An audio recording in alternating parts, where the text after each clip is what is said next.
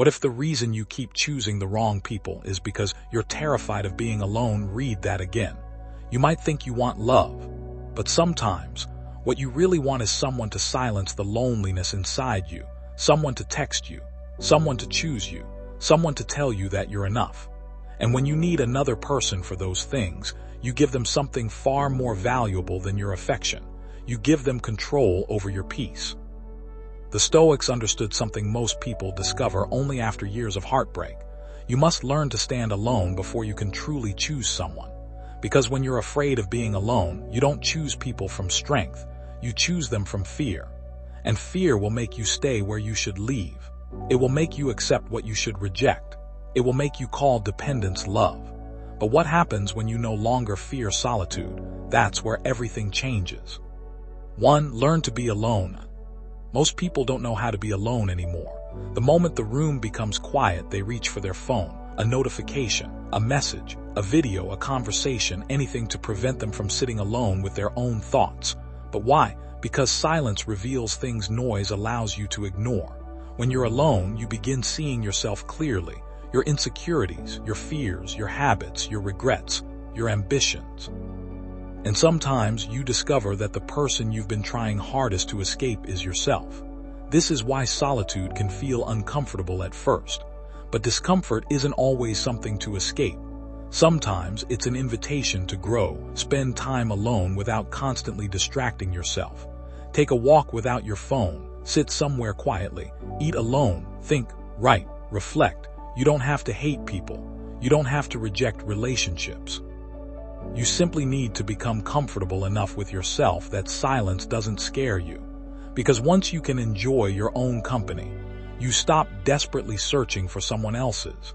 And that's your first step toward freedom. 2. Stop looking for someone to complete you. There's a sentence people say all the time: I just need to find the right person. But what if that's the wrong starting point? What if instead of asking, who will complete me, you asked, who am I becoming?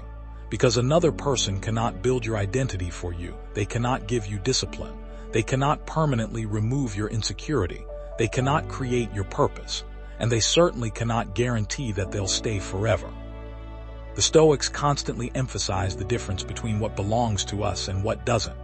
Another person's feelings aren't completely within your control. Their decisions aren't within your control. Whether they stay or leave isn't completely within your control.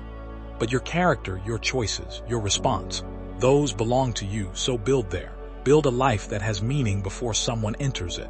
Develop your mind, strengthen your body, master your emotions, work towards something meaningful, become someone you respect. Then if someone comes along, they aren't completing your life. They're joining it, and there's enormous power in that difference. 3. Solitude shows you what you actually want. Here's something people rarely admit. Sometimes you don't miss the person, you miss being wanted, you miss the messages, you miss the attention, you miss having someone there. And because you confuse those feelings with love, you rush to replace the person. Then the cycle begins again. New person, same insecurity. New relationship, same fear. Different face, same pattern. Solitude interrupts that cycle.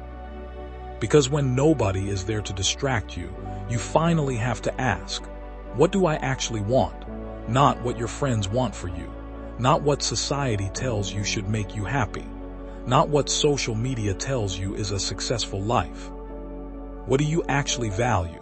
What kind of relationship would genuinely make your life better? What kind of person would you respect enough to build a future with? And perhaps most importantly, what kind of person must you become before you ask someone else to share your life? These questions require honesty, and honesty requires solitude. 4. You stop chasing validation. Imagine if someone's attention couldn't determine whether you felt valuable that day. Imagine receiving a message and enjoying it without needing it. Imagine someone rejecting you without believing that rejection defines your worth. Imagine someone walking away and knowing that it hurts, but it doesn't destroy you. That's emotional independence. And it doesn't mean you stop caring. It means you stop handing other people the keys to your emotional state. Because if one person's approval can make you feel powerful, and one person's rejection can make you feel worthless, they have far too much control over you. The Stoics would tell you to bring your attention back to what you can govern: your behavior, your judgment, your response, your character, not someone else's opinion, not someone's affection, not someone's decision to stay. So instead of asking, do they like me? Ask, do I respect the person I'm becoming? That question will change the way you live. 5. You become selective instead of desperate. Here's the paradox of becoming comfortable alone. You become much better at choosing people. Why? Because you no longer need every connection to survive. You can walk away, you can say no. You can recognize disrespect. You can recognize incompatibility. You can leave situations that destroy your peace. A desperate person asks, how do I make them stay? A self-respecting person asks, is this relationship worthy of my life? That's a completely different mindset. When you're terrified of being alone, you'll tolerate things you promised yourself you'd never tolerate. You'll ignore red flags, you'll abandon your boundaries, you'll make excuses, you'll shrink yourself, and you'll call it love. But sometimes it's not love. Sometimes it's fear wearing the mask of love. Once you're comfortable standing alone, you don't need to hold on to people who don't respect you. You can appreciate someone deeply without becoming dependent on them. 6. Build a life you don't need to escape from. Now here's where solitude becomes truly powerful.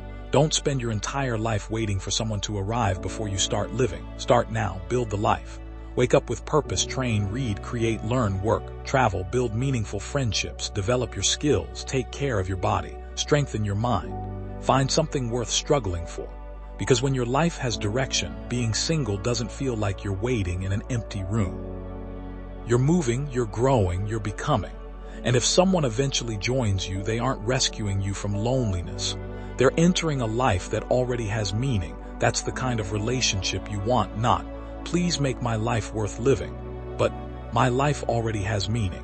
I would love to share it with you. That's not dependence, that's partnership. 7. But don't turn solitude into another prison.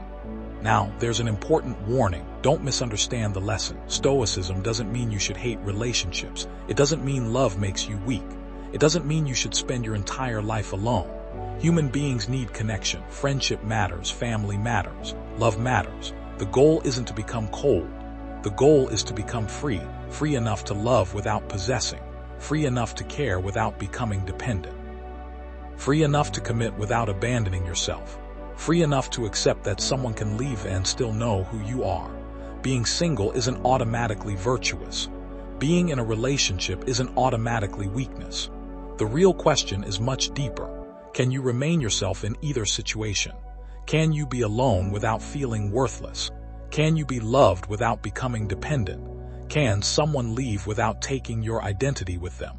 If you can, you've developed something far more valuable than relationship status. You've developed inner strength. Imagine waking up one morning and realizing, I don't need someone to choose me before I can choose myself. You stop chasing. You stop begging. You stop performing. You stop trying to convince people of your worth. You stop staying where you're constantly disrespected because you're afraid of what comes after. You become calm, selective, disciplined. And when someone genuinely good enters your life, you don't cling to them, you appreciate them, you listen to them, you love them, you choose them. But you don't lose yourself in them, because you finally understand love should add to your life, not become the foundation holding it together. And if they stay, beautiful. If they leave, it will hurt. Of course it will hurt. You're human, but you will survive, because your entire identity was never placed inside another person. So perhaps the greatest power of staying single isn't actually staying single. It's discovering that you can stand alone, you can walk alone, think alone, build alone, heal alone, grow alone, and still have a life filled with meaning. Because once you stop fearing solitude, you stop choosing from desperation. You stop accepting less simply because you're afraid nobody else will come. And you begin choosing from strength. So don't run from being alone. Use it. Let solitude reveal you. Let it discipline you. Let it make you stronger. And when the right people eventually enter your life, you'll meet them not as someone begging to be completed, but as someone who is already whole. If this video gave you something to think about, subscribe to the Stoic Forge for more Stoic wisdom, powerful mindset lessons, and practical principles for mastering yourself. And if someone you know needs to hear this message, share this video with them. Thank you for watching, and thank you for being part of the Stoic Forge. Until the next video, remember, master yourself, forge your mind. I'll see you in the next one.